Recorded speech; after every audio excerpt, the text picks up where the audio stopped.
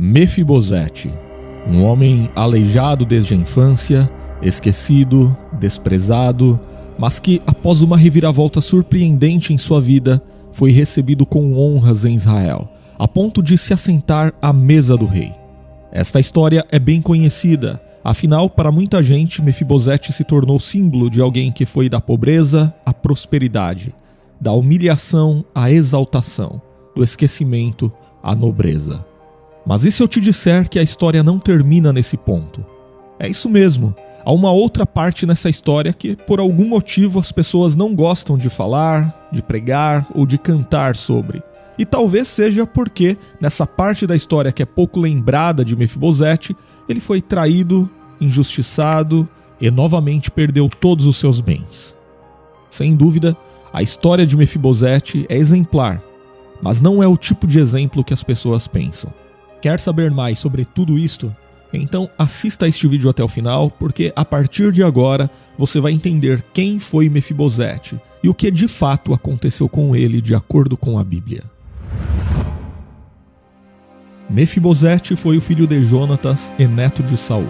Sim, Mefibosete era filho daquele que foi o melhor amigo de Davi. E tem outra informação importante sobre sua família. Ele era sobrinho de um homem que também se chamava Mefibosete. Então, é muito importante não os confundir.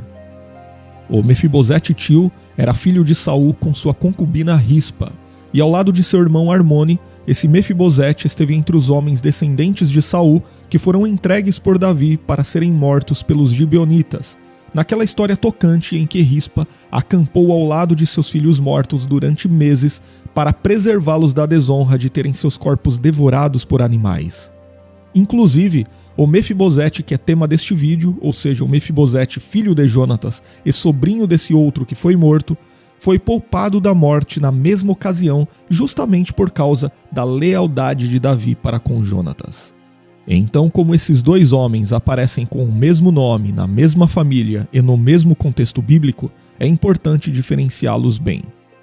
O nome Mefibosete tem seu significado exato bastante discutido, pois não se sabe ao certo qual seria a grafia original desse nome, que em algumas versões da Bíblia, por exemplo, aparece como Meribaal, Meribibaal ou Menfibaal, e dependendo da grafia utilizada, pode significar desde herói de Baal, ou Baal é advogado, até oponente de Baal, ou então aquele que despedaça Baal. Nós sabemos que o termo genérico Baal significa senhor, mas por causa da associação desse termo com o nome de uma divindade cananita, com o tempo, os escribas judeus substituíram a terminação Baal pela terminação Voshet, que significa vergonha. Então, o significado do nome Mefiboshet ou Mefibosete geralmente é aceito como aquele que dispersa vergonha, ou da boca da vergonha. De qualquer forma, não é um belo significado. A história de Mefibosete foi marcada por tragédias e frustrações. Mefibosete nasceu num berço de ouro como príncipe de Israel. Porém, quando tinha apenas 5 anos de idade, sua vida mudou completamente. Seu avô, o rei Saul, seu pai, Jonatas, e seus tios mais velhos morreram numa batalha contra os filisteus. Então, quando a ama de Mefibosete recebeu a notícia trágica de que o avô e o pai do menino estavam mortos e que a realeza israelita havia sido praticamente destruída, ela tentou fugir apressadamente com ele. O desespero da ama de Mefibosete é compreensível, porque, conforme o costume da época, quando uma dinastia era derrotada, a nova dinastia exterminava toda a linhagem real anterior para que não houvesse nenhuma disputa futura pelo trono. Porém, quando a ama de Mefibosete fugiu com ele, o menino acabou caindo de seus braços e ficou aleijado dos 2 pés. Em seguida, Mefibosete foi levado para Lodebar, um lugar na fronteira de Gileade. A cidade de Lodebar ficava a leste do rio Jordão e provavelmente também era conhecida como Debir. O nome Lodebar, ou dependendo de sua pronúncia Lodevar, indicava um lugar sem pastagens. Mas diferentemente do que algumas pessoas pensam, Lodebar parece não ter sido um local completamente sem importância. Inclusive, em sua história, Lodebar foi alvo de disputas entre sírios, israelitas e assírios. Aquela ideia popular de que Lodebar era um lugar totalmente insignificante, um absoluto nada, um lugar de esquecimento, geralmente vem de uma interpretação da profecia de Amós, registrada no capítulo 6 do seu livro, na qual, propositalmente, esse nome é corrompido ao estilo semítico, torcendo as vocais para o hebraico insignificância. Ou seja, o profeta fez um tipo de trocadilho com o nome Lodebar para dizer que Israel havia se regozijado pela conquista de nada, pela conquista de coisa alguma, mas não no sentido de que Lodebar era um lugar onde não havia nada, mas no sentido de que a conquista israelita não valia nada. E por quê? Porque seria uma conquista de curta duração e cairia no esquecimento, uma vez que Deus levantaria uma nação estrangeira que haveria de oprimir a casa de Israel. E de fato, logo depois, Lodebar acabou sendo conquistada pela Assíria. E em Lodebar, um homem chamado Maquir, filho de Amiel, se encarregou de cuidar de Mefibosete. E mais tarde, Mefibosete também teve um filho chamado Mica. E a história de Mefibosete realmente ganha destaque quando Davi, já estabelecido como rei de Israel, se lembrou de sua amizade com Jonatas e da aliança feita com ele há cerca de 20 anos. E perguntou se ainda havia restado alguém da casa de Saul por quem ele pudesse mostrar lealdade em honra a essa amizade e a esse pacto com Jonatas. Portanto, nesse ponto, Davi adotou um comportamento contrário ao praticado nos reinos da época.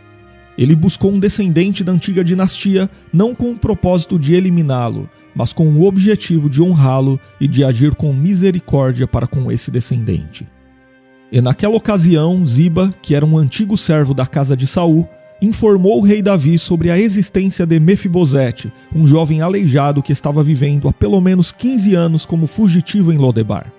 E muitos intérpretes enxergam na resposta de Ziba ao rei Davi um tipo de preconceito, pois nela Ziba parece enfatizar a condição deficiente de Mefibosete, talvez querendo indicar a Davi que aquele jovem era alguém que não valia a pena, uma pessoa inútil para os padrões da época.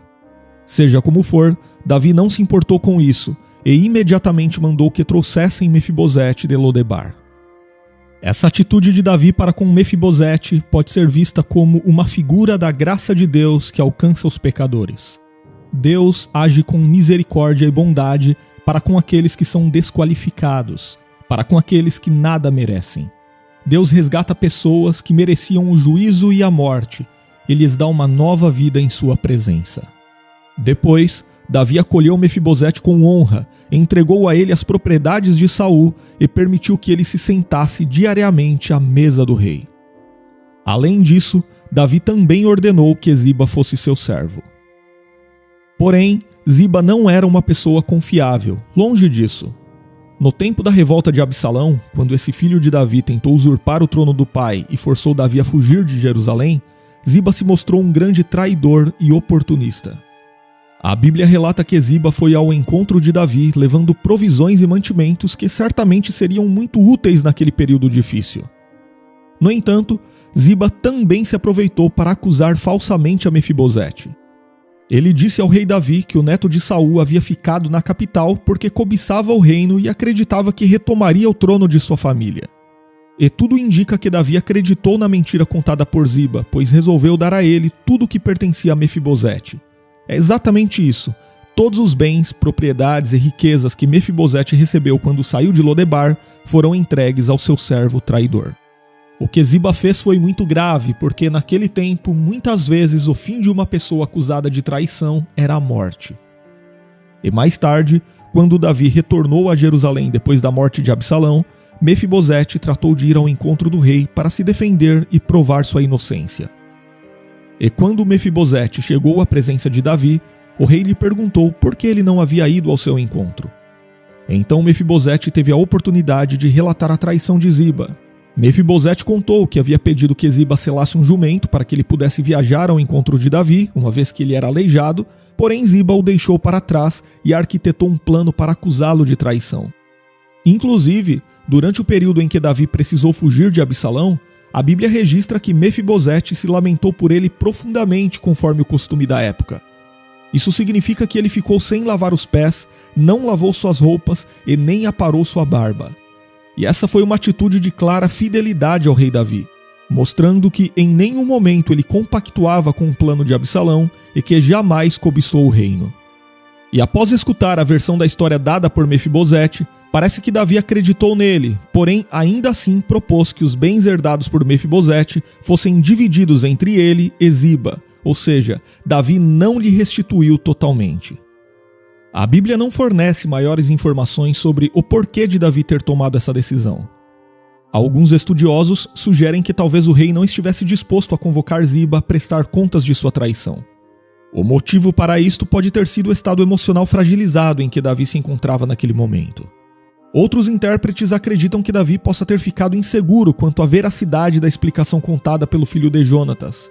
Mas seja como for, o rei resolveu adotar uma posição neutra como resolução daquele conflito. No entanto, surpreendentemente, Mefibosete resolveu abrir mão de toda aquela herança. Ele deixou com que o traidor ficasse com todas as suas propriedades e mostrou que sua verdadeira preocupação estava concentrada apenas no bem-estar de Davi. Nesse ponto, a declaração de Mefibosete a Davi mostra o tipo de caráter que ele tinha. A Bíblia relata que Mefibosete disse ao rei: "Deixa que ele fique com tudo, agora que o rei, meu senhor, chegou em segurança ao seu lar." Apesar de a história de Mefibosete ser muito conhecida através de sermões e pregações, poucas vezes essa história é contada corretamente. Infelizmente, as pessoas se lembram da história de Mefibosete apenas nas pregações sobre prosperidade. Sim, claro, é fácil pregar sobre o homem aleijado e desprezado que foi tirado do esquecimento para receber uma herança real. É fácil falar sobre o homem que de repente recebeu uma posição privilegiada na corte de Israel e pôde se assentar à mesa do rei. Difícil parece ser pregar sobre o mesmo homem aleijado que, tendo sido traído por seu servo, ainda que sendo inocente, se viu obrigado a dividir sua herança com o servo traidor.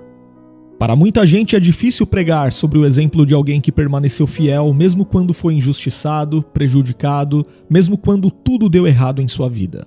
E não apenas isto, mais difícil ainda é pregar sobre sua atitude abnegada. Ele abriu mão de todos os seus bens materiais e não se importou que seu inimigo pessoal ficasse com tudo que era seu. Realmente, a história de Mefibosete traz importantes lições. No entanto, definitivamente o foco dessa história não é sobre prosperidade, mas sobre o caráter de um homem justo que, apesar das tragédias e dificuldades, permaneceu fiel aos seus princípios. Para ele, o que realmente importava não eram as riquezas pessoais, mas o fato de que o rei escolhido por Deus havia voltado à sua casa. Mefibosete não colocou seus olhos nas coisas terrenas, mas colocou seus olhos no propósito soberano de Deus para o seu povo. Para Mefibosete, não fazia sentido se assentar à mesa real se o ungido do Senhor não estivesse sentado em seu trono. Para ele, o mais importante era sua comunhão com o rei do que toda a sua herança. Agora, escreva nos comentários se você já conhecia a história de Mefibosete na Bíblia, e eu também vou deixar um vídeo aqui para você assistir sobre a história de Jonatas, o pai de Mefibosete. E se desejar se aprofundar ainda mais no conhecimento bíblico, você também pode estudar teologia conosco. As informações estão na descrição do vídeo e no primeiro comentário fixado.